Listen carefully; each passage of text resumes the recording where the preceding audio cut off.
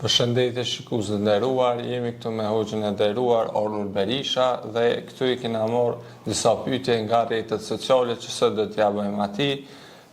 Pa humbur kohë, fillojmë me pyetjen e parë. Çfarë roli ka xhamia në jetën shpirtërore dhe shoqërore të muslimanit? Përshëndetje, është kënaqësi që të jemi në emisionin tonë të radhës, së bashku me gjithë juve si staf fitrive, moderator të nderuar dhe teleshikuesve të nderuar, ju falenderojmë për gjitha këto emisione që jemi duke i mbajtur së bashku. Normalisht se kjo pyetje ka peshën e vet, ka fuqinë e vet si pyetje. Normalisht se xhamit, mesxhit, pra shtëpit, faltoret, vendet ku njeri shkon edhe i drejtohet Zotit Madhënishëm, janë ato vende ku përmendet emri i Allahut, përmendet emri i Zotit. Dhe çdo besimtar musliman që ka pranuar besimin islam, i drejtohet tyre shtëpive, po këto shtëpi janë të hapura për gjithë njerëzit, i thrasin gjithë njerëzit që të bëhen besimtar islam, që do të thotë paqe, që do të thotë thirrje ka e mira, ka e mbara. Dhe sigurisht se xhamia ka një rol të fuqishëm në jetën shpirtërore tek njerëzit në përgjithësi. Qëllimi i xhamisë është ta edukojë njeriu, sepse edhe Zoti thotë në Kur'an qad aflaha man zakkaha wa qad khaba man dassaha, ka shpëtuar që e pastroi vetveten, domethënë me duke pastruar gjuhën e vet, sepse në xhami kur shkon ti shkon kur hin thu selam aleikum, paqja dhe mëshira e Zotit qoftë me ju. I përshëndet edhe ata që janë bashkëfalës me ty në atë faltore. Dhe aty, pra kur hyn brenda, fillon pra të bësh lutjet, të bësh namazin.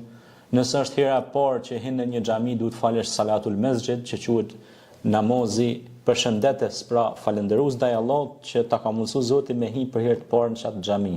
Për shembull, nëse ke qenë në një fshat diku që s'ke qenë ndonjëherë më parë, shkon në xhami dhe falesh, domethënë i fal 2 rekate si shenjë falënderuese ndaj asaj, ndaj të mirave që t'i ka dhënë Zoti.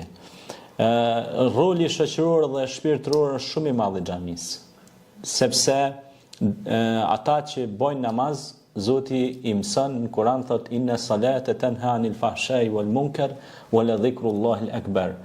Me të vërtetë namazi të largon nga veprat e shëmtuara, të irrituara, të afron ka paqja, ka mirësia, të afron për të qenë qytetar i mirë, për të qenë fshatar i mirë, për të qenë mbi gjitha njeri i mirë.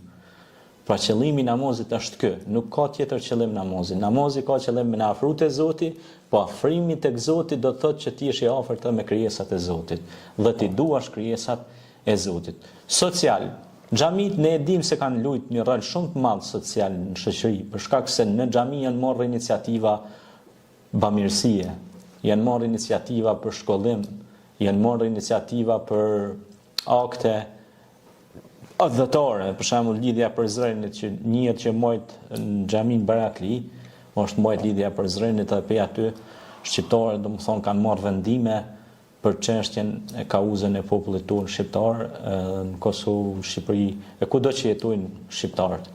Në përgjithësi edhe në trevat jashtë vendit janë marrë vendime për të mirën e popullit tonë, si për arsim, shkencë, dituri e kështu me radhë. Kjo është domethënë një përgjigje rreth kësaj pyetje që ju na vot. Faleminderit.